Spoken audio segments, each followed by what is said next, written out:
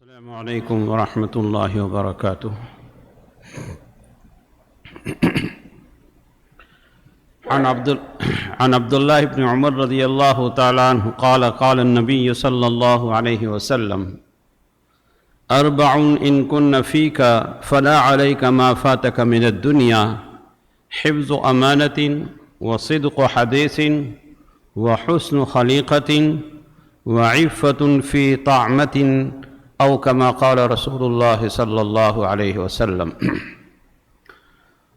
رسول کریم صلی اللہ علیہ وسلم کا یہ ارشاد میں نے اس وقت آپ کے سامنے تلاوت کیا۔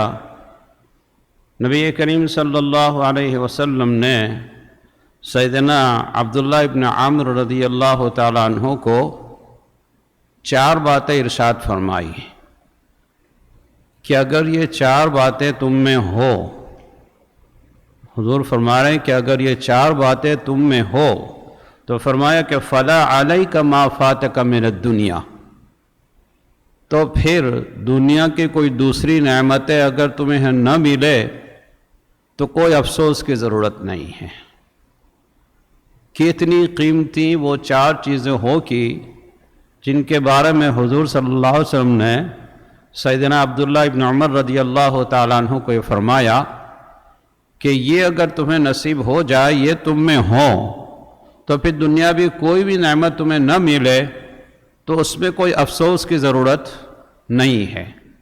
اس میں سب سے اول آپ نے فرمایا حفظ و امانت، امانت کی حفاظت، امانت کی حفاظت۔ اللہ تعالیٰ فرما رہے ہیں ان اللہ یأمرکم ان تؤدوا الامانات الی اہلہا، اللہ تعالیٰ تمہیں حکم فرما رہے ہیں کہ تم امانتوں کو امانت والوں کو سپرد کر دو۔ جو بھی امانت تمہیں کسی نے دی ہو، صحیح سلامت اس کو رکھ کر اس امانت کو امانت والے کے سپرد کر دو، اس امانت میں خیانت مت کرو۔ اللہ کے نبی نے دوسرے کے ارشاد میں امانت میں خیانت کرنے والے کو منافقین کی نشانی بتائی ہے کہ ایک تو جب وعدہ کرے تو وعدہ خلافی کرے، بات کرے تو جھوٹ بولے، اور جب کوئی اس کے پاس امانت رکھ جائے تو امانت میں خیانت کرے۔ تو یہ امانت میں خیانت اللہ کے رسول صلی اللہ علیہ وسلم نے منافقین کی عادت بیان کی ہے کہ منافقوں کی عادت یہ ہوتی ہے کہ یہ امانت میں خیانت کرتے ہیں۔ نبی کریم صلی اللہ علیہ وسلم کے بارے میں آپ سیرت کی کتابوں میں پڑھیں گے کہ آپ کو نبوت تو 40 سال کے بعد ملی، 40 سال کی عمر میں، لیکن نبی بننے سے پہلے، نبوت ملنے سے پہلے بھی آپ صلی اللہ علیہ وسلم کے ساتھ چاہے مشرکین مکہ نے کیسی دشمنیاں کی ہو، لیکن آپ ان سب میں امین مشہور تھے، صادق مشہور تھے کہ آپ سچے ہیں، آپ امانت دار ہیں۔ دشمن بھی آپ کو اپنی امانت سپر کر کے جاتے تھے۔ آپ کو معلوم ہوگا، آپ نے پڑھا ہوگا کہ جب آپ صلی اللہ علیہ وسلم نے مکہ مکرمہ سے مدینہ ہجرت کی تو آپ کے پاس مکہ کے کافی لوگوں کی امانت تھی۔ وہ امانتیں آپ نے سیدنا علی رضی اللہ تعالیٰ عنہ کو سپرد کی کہ میں تو جا رہا ہوں، اب یہ جو امانتیں جن کی ہیں وہ آپ پہنچا دینا۔ تو معلوم ہوا کہ دشمن بھی آپ کی اس امانت داری کی اقرار کرتے تھے اور آپ کی امانتیں رسول کریم صلی اللہ علیہ وسلم کو دے جاتے تھے۔ قرآن کریم میں جو امانت کا ذکر آیا ہے اس سے مفسرین نے لکھا ہے کہ امانت صرف اسی کے اوپر محدود نہیں ہے کہ کوئی پیسے، کوئی جولری یا کوئی چیز آپ کے پاس رکھ جائے اور وہی امانت ہے، نہیں، امانت کا مفہوم بہت وسیع ہے، امانت کا معنی بہت بہت وسیع ہے۔ باتیں بھی امانت ہوتی ہے۔ کسی نے آپ کو کوئی بات کہی اور یہ کہا ہو کہ بھائی اس کا ذکر کسی سے نہ کرنا، کوئی مشورہ دیا اور مشورے کا یہ کہا کہ اس کا ذکر کسی سے نہ کرنا، کوئی میٹنگ ہوئی چاہے وہ کسی بھی تنظیم کی میٹنگ ہو، ایسوسیشن کی میٹنگ ہو، اس میٹنگ میں جتنے افراد و ممبرز ہیں ان کے درمیان کچھ مشورے ہوئے، باتیں ہوئی، تو وہ میٹنگ کی باتیں یا وہ مشورہ جو کسی نے آپ کو دیا تھا وہ، یا کوئی راز کی بات آپ کو کہی تھی کہ بھائی اس کو کسی سے مت بتانا، یہ ساری چیز بھی امانت کہلاتی ہے۔ یہ ساری چیزیں امانت کہلاتی ہے۔ اور دوسری اس سے بھی امانت کا ایک بہت وسیع مفہوم قرآن کریم کے آیت کے مطابق اِنَّا عَرَضْنَا الْأَمَانَةَ عَلَى السَّمَاوَاتِ وَالْأَرْضِ وَالْجِبَالِ فَأَبَيْنَ أَن يَحْمِلْنَهَا وَأَشْفَقْنَ مِنْهَا وَحَمَلَهَا الْإِنسَانُ۔ ہم نے امانت پیش کی آسمانوں پر، زمینوں پر، فَأَبَيْنَ أَن يَحْمِلْنَهَا، سب نے اس امانت کو لینے سے انکار کر دیا، وَأَشْفَقْنَ مِنْهَا، اور اسے ڈر گئے، وَحَمَلَهَا الْإِنسَانُ، انسان نے اس امانت کو اٹھا لیا کہ میں اس کا امین ہوں۔ تو اب یہاں امانت کون سی مراد ہے؟ یہاں کس چیز امانت کا مراد ہے؟ اللہ تعالیٰ نے ہمیں یہ باڈی عطا فرمائی ہے پوری، اس باڈی کا ایک ظاہری حصہ ہے، ایک ظاہری حصہ ہے۔ مثلا میری آنکھ ہے، میری آنکھ یہ ظاہر میں جو نظر آ رہی ہے وہ ایک آنکھ ہے، یہ اللہ کی طرف سے امانت ہے۔ میں جان بوجھ کر اس کو ضائع نہیں کر سکتا، میں کوئی مرچ والی چیز نہیں ڈال سکتا جان بوجھ کر، میں کوئی پوک نہیں کر سکتا، سوئی نہیں ڈال سکتا، اس سے اس امانت میں خیانت ہوگی۔ یہ میرا ہاتھ ہے، میرے ہاتھ کو میں جان بوجھ کر سردیوں میں باہر لٹکا نہیں سکتا، یوں نہیں کر سکتا، کیونکہ مجھے معلوم ہے کہ بہت سردی میں ہاتھ جب باہر ہو جائے گا تو شل ہو جائے گا، پیرالائز ہو جائے گا، یہ امانت میں خیانت ہے۔ اسی طرح میرے کان ہے، کان میں بھی ظاہری امانت تو یہ ہے کہ اس کان کو کوئی نقصان نہ پہنچائے، اس کو کاٹا نہ جائے۔ زبان ہے، زبان میں بھی ظاہری امانت تو یہ ہے کہ ایک دم تیز مرچ والی چیز نہ کھائے، ایک دم گرم گرم اندر نہ ڈالے کہ آپ کی زبان کو نقصان ہو جائے۔ یہ ساری چیزیں ظاہر امانت ہے، اس کو بھی محفوظ رکھنا اور اس کو بھی سلامت رکھنا یہ ہمارا فرض ہے، یہ اللہ کی امانت ہے۔ اسی لیے حکم ہے کہ جب تمہاری باڈی میں کوئی چیز ایسی ہو جائے جو تمہیں بیمار کر دے، کچھ بیمار ہو جائے، تو آپ کے لیے فرض ہے، ضروری ہے کہ آپ اس بیماری کا علاج کریں۔ ضروری ہے کہ بیماری کا علاج کرو، اپنی باڈی کو ضائع نہ کرے۔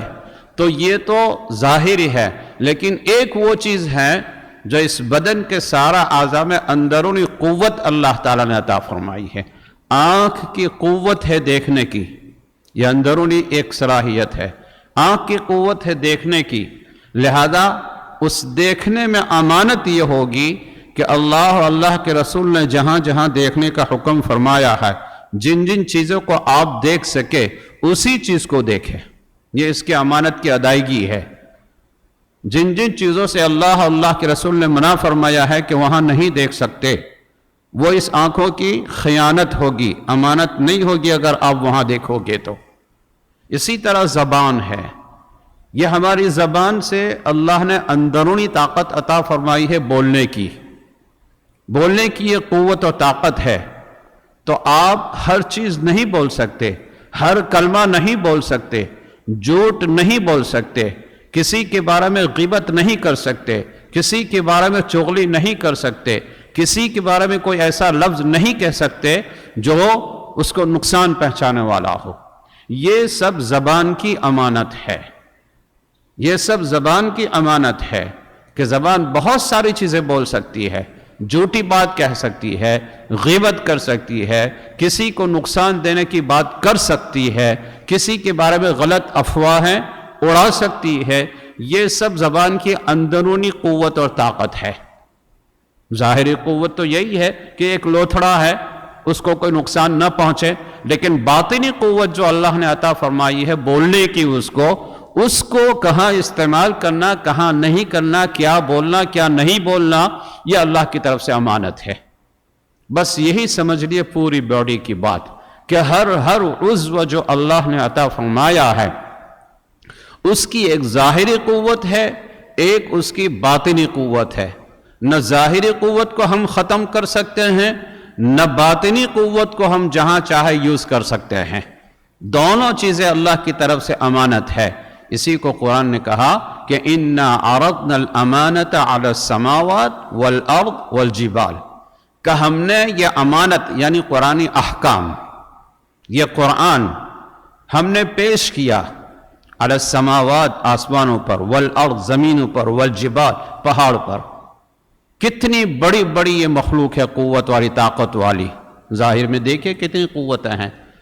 فَأَبَيْنَ أَن يَحْمِلْنَهَا وَأَشْفَقْنَ مِنْهَا، سب نے اس امانت کو لینے سے انکار کر دیا اور اس سے ڈر گئے۔ کس نے امانت لے لی؟ وَحَمَلَهَا الْإِنسَانُ، انسان نے امانت لے لی کہ اس قرآن میں جو احکام ہماری باڈی کے بارے میں ہمیں دیے گئے ہیں ان سب پر ہم عمل کریں گے۔ ہم جھوٹ نہیں بولیں گے، ہم غیبت نہیں کریں گے، ہم کسی کا ہاتھ سے نقصان نہیں کریں گے، کسی ظالم کو ظلم پر ہم مدد نہیں کریں گے، پیر کسی کے لیے ہمیں اس طرف نہیں چلیں گے جس میں اس کا نقصان ہو، ہم کسی کی پوشیدہ بات کو ظاہر نہیں کریں گے۔ بعض مرتبہ ہوتا ایسا ہے کہ کوئی بات کہی ہوتی ہے لیکن وہ بات کو سامنے سننے والا ایسے انداز میں دوسرے کو پیش کرتا ہے کہ بات کرنے والا اور دوسرے کے درمیان دشمنی ہو جاتی ہے۔ بات ہوتی ہے لیکن بات کو سننے والا جس سے آپ نے بات کہی ہو وہ ایسے انداز میں پیش کرتا ہے اور اس کی یہ دل کی نفس کی خباثت ہوتی ہے۔ بات کہتے وقت اس کو یہ پتہ بھی ہے کہ مجھے ایسا نہیں کہا ہے، لیکن وہ بات کو ایسے مروڑ کر کہتا ہے کہ اس سے اس کے ساتھ دشمنی ہو جاتی ہے۔ بعض مرتبہ بات پوری سنتے نہیں ہے، آدھی سنتے ہیں اور پھر چلتی کر دیتے ہیں۔ مفتی محمد تقی عثمانی صاحب دعوت برکاتہم نے اپنی کتاب میں ایک واقعہ اپنے بارے میں لکھا ہے کہ مجھے ایک صاحب کا فون آیا اور فون پہ یہ کہہ رہا ہے کہ حضرت آپ کے بارے میں یہ ایک مسئلہ مشہور ہو گیا ہے، جو لوگ آپ کی نسبت سے آپ کا نام لے کر کہہ رہے ہیں کہ ٹیپ ریکارڈر پر تلاوت قرآن کا سننا یہ گانا سننے سے زیادہ بڑا گناہ ہے۔ کوئی عام آدمی بھی نہیں کہہ سکتا یہ، چہ جائے کہ اتنا بڑا مفتی جو دنیا کا مشہور مفتی ہے۔ کیا کہا جا رہا ہے کہ آپ نے یہ مسئلہ بیان کیا کہ ٹیپ ریکارڈر پر تلاوت قرآن سننا یہ اتنا زیادہ بڑا گناہ ہے جتنا کہ ٹیپ ریکارڈر پر گانا سننا بھی اتنا گناہ نہیں ہے بڑا۔ تو مفتی صاحب نے اسے فرمایا کہ بھائی میں نے تو کبھی کسی مجلس میں بات نہیں کہی ہے۔ پھر انہوں نے سوچا کہ یہ کیا ہے، کہاں سے لیا گیا اور کس طرح بات کا بتنگر بنا گیا۔ تو ان کو یاد آیا کہ فلاں دن کی مجلس میں مجھے کسی نے یہ سوال کیا تھا کہ حضرت ٹیپ ریکارڈر پر اگر ہم تلاوت قرآن سنیں اور اس میں اگر سجدے کی آیت آئے تو کیا سجدہ تلاوت لازم ہوتا ہے؟ یہ سوال کیا گیا تھا۔ تو مفتی صاحب نے یہ جواب دیا کہ بھائی ٹیپ ریکارڈر کی تلاوت حقیقی تلاوت نہیں ہے۔ ٹیپ ریکارڈر پر جو تلاوت کی جاتی ہے وہ حقیقی تلاوت نہیں ہے۔ اب بس وہ جناب نے حقیقی تلاوت نہیں ہے یہ لے لیا، آگے کی بات نہیں لی کہ بھائی جب حقیقی تلاوت نہیں ہے تو سجدہ تلاوت لازم نہیں ہوتا، نہ سننے والے پر سجدہ تلاوت لازم نہیں ہوتا۔ لیکن بات یہ کہی تھی کہ ٹیپ ریکارڈر پر جو تلاوت ہے وہ حقیقی تلاوت، حقیقت میں تلاوت نہیں ہوتی۔ بس وہ سمجھا نہیں سمجھا، اور یہ کہ بھائی ٹیپ ریکارڈ پر جو تلاوت ہے وہ تو تلاوت ہی نہیں ہے، اس سے زیادہ تو گانا سننا برا ہے۔ اب یہ کتنا بات کا بتنگر بنا گیا اور مفتی صاحب کی طرف منسوب کر دیا کہ انہوں نے یہ مسئلہ بیان کیا تھا۔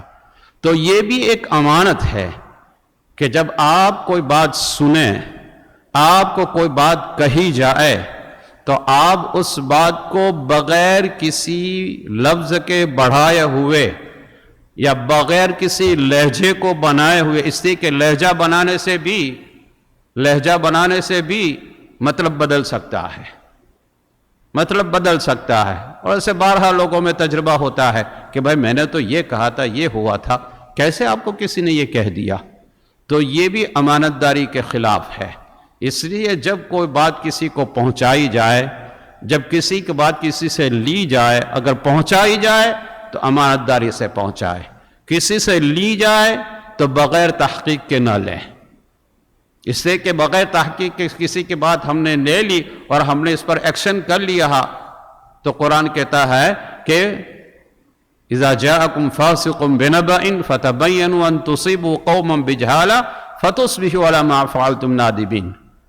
بغیر تحقیق کے آپ نے بات لے لی اور اس پر کوئی ایکشن لے لیا تو فتصبحوا علی ما فعلتم نادمین، تم نے جو کچھ کر لیا ہوگا اس پر تمہیں شرم ہوگی کہ یار میں نے تو اس پر یہ ایکشن لے لیا اور اس نے تو یہ کہا ہی نہیں تھا ایسا۔ اس لیے بہت احتیاط کی ضرورت ہے۔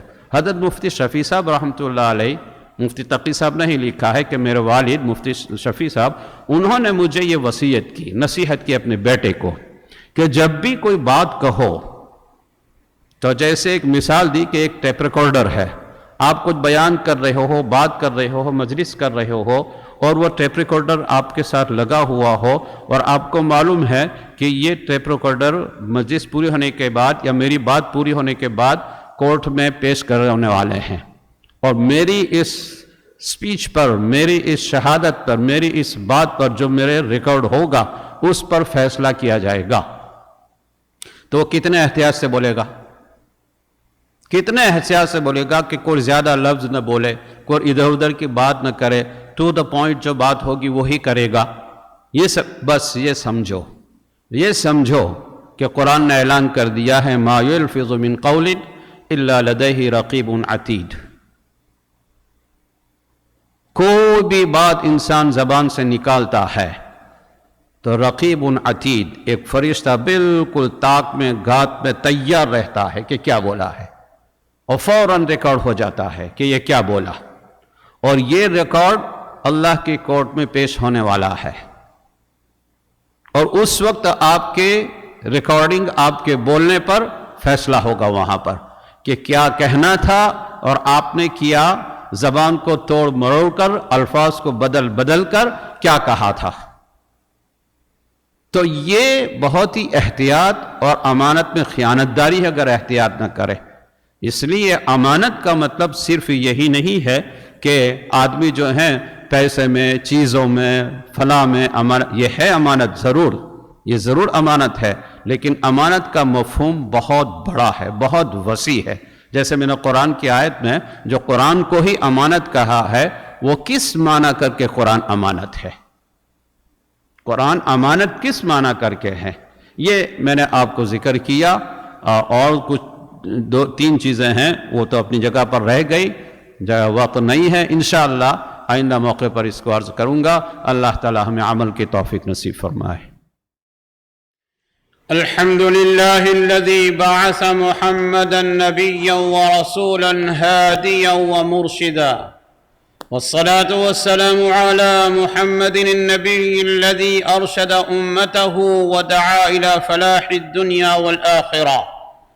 أما بعد، فيا أيها المسلمون، اعلموا أن التوبة واجبة من كل ذنب بدليل قوله تعالى استغفروا ربكم ثم توبوا إليه، وقوله تعالى يا أيها الذين آمنوا توبوا إلى الله توبة نصوحا، مع ملاحظة أنه إذا كانت المعصية بين العبد وبين الله تعالى ولا تتعلق بحق آدمي فلها ثلاثة شروط: أحدها أن يقلع عن المعصية، الثاني أن يندم على فعله، الثالث أن يعزم على ألا يعود إليها أبدا، فإذا فقد أحد الثلاثة لا تقبل توبته.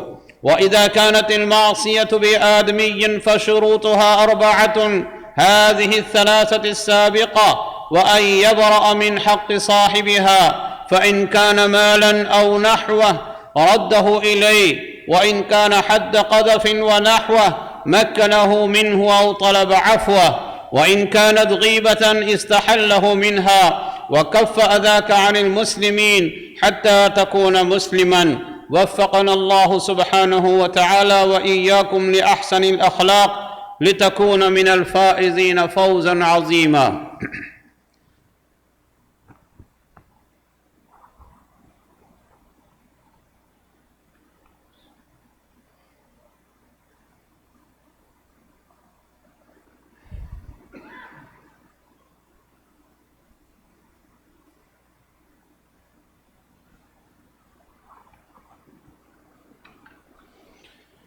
الحمد لله نحمده ونستعينه ونستغفره ونؤمن به ونتوكل عليه، ونعوذ بالله من شرور أنفسنا ومن سيئات أعمالنا، من يهده الله فلا مضل له ومن يضلله فلا هادي له، ونشهد أن لا إله إلا الله وحده لا شريك له وأن محمدًا عبده ورسوله. أما بعد، فقد قال الله تبارك وتعالى: إن الله وملائكته يصلون على النبي يا أيها الذين آمنوا صلوا عليه وسلموا تسليما.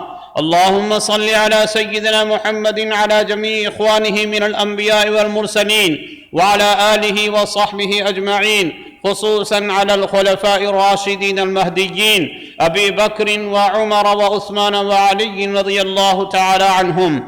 اللهم أيد الإسلام وأنصاره وأذل الشرك وأشراره. اللهم وفقنا لما تحب وترضى، واجعل آخرتنا خيرا من الأولى. عباد الله رحمكم الله، إن الله يأمر بالعدل والإحسان وإيتاء ذي القربى وينهى عن الفحشاء والمنكر والبغي، يعظكم لعلكم تذكرون. فاذكروني أذكركم واشكروا لي ولا تكفرون.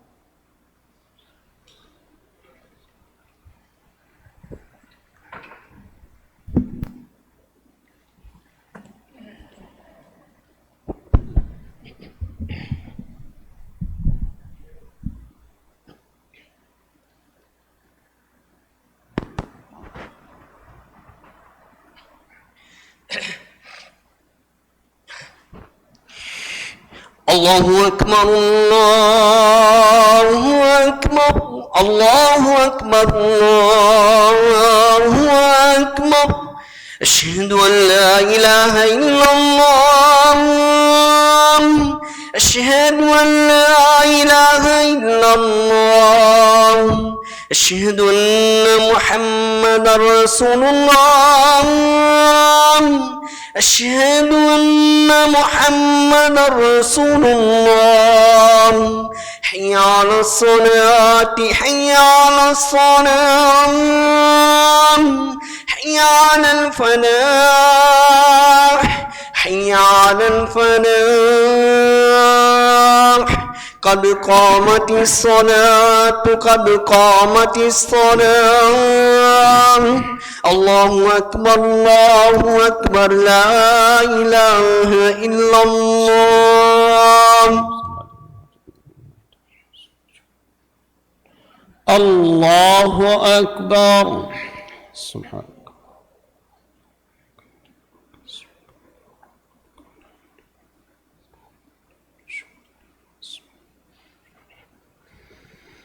الحمد لله رب العالمين الرحمن الرحيم مالك يوم الدين، إياك نعبد وإياك نستعين.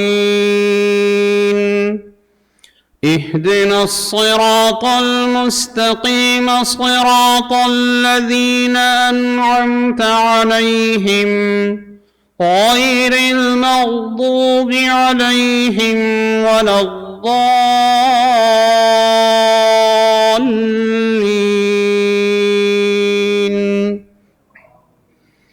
فأما الإنسان إذا ما ابتلاه ربه فأكرمه ونعمه فيقول ربي أكرمن، وأما إذا ما ابتلاه فقدر عليه رزقه فيقول ربي أهانن.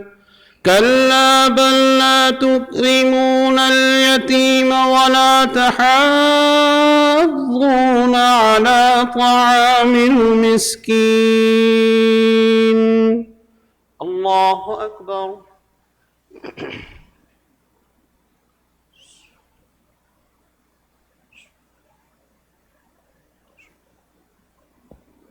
سمع الله لمن حمده. الله أكبر.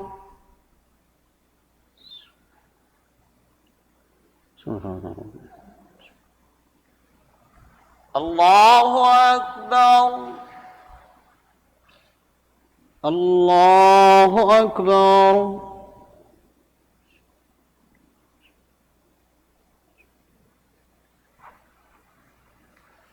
الله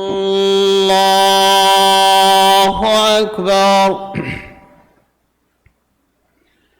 الحمد لله رب العالمين الرحمن الرحيم مالك يوم الدين إياك نعبد وإياك نستعين اهدنا الصراط المستقيم صراط الذين أنعمت عليهم غير المغضوب عليهم ولا الضالين.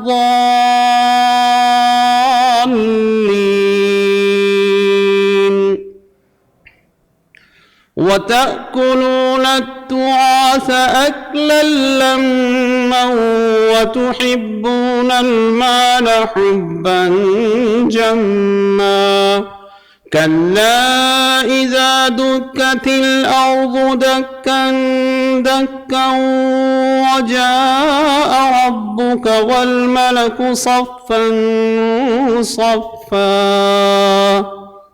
الله أكبر.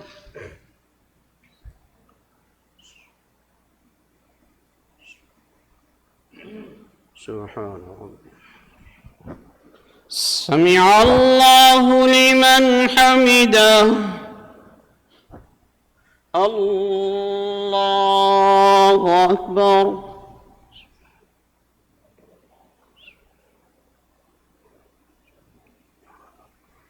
الله أكبر.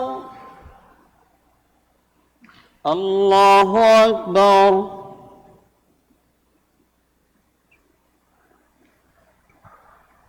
الله أكبر.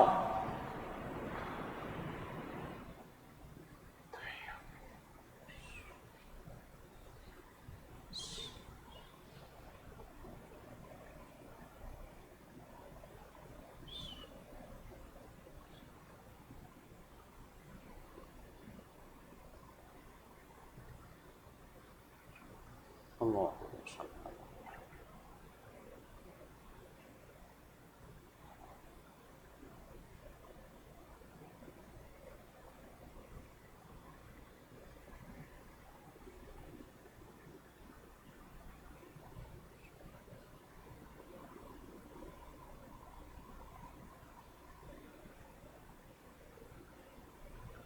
السلام عليكم ورحمة الله. السلام عليكم ورحمة الله. استغفر الله. اللهم صل على سيدنا محمد وعلى آل سيدنا محمد وبارك وسلم. ربنا آتنا في الدنيا حسنة وفي الآخرة حسنة وقنا عذاب النار. ربنا فاغفر لنا ذنوبنا وكفر عنا سيئاتنا وتوفنا مع الأبرار. اللهم وفقنا لما تحب وترضى واجعل آخرتنا خيرا من الأولى. اللهم اشف أنت الشافي لا شفاء إلا شفاؤك شفاء لا يغادر سقما. اللهم اشفنا واشف مرضى المسلمين. اللهم اغفر لحينا وميتنا وشاهدنا وغائبنا وصغيرنا وكبيرنا وذكينا وأنثانا. اللهم من أحييته منا فأحيه على الإسلام ومن توفيته منا فتوفه على الإيمان. ربنا تقبل منا إنك أنت السميع العليم وتب علينا إنك أنت التواب الرحيم. وصلى الله تعالى على خير خلقه سيدنا محمد وآله وأصحابه أجمعين برحمتك يا أرحم الراحمين.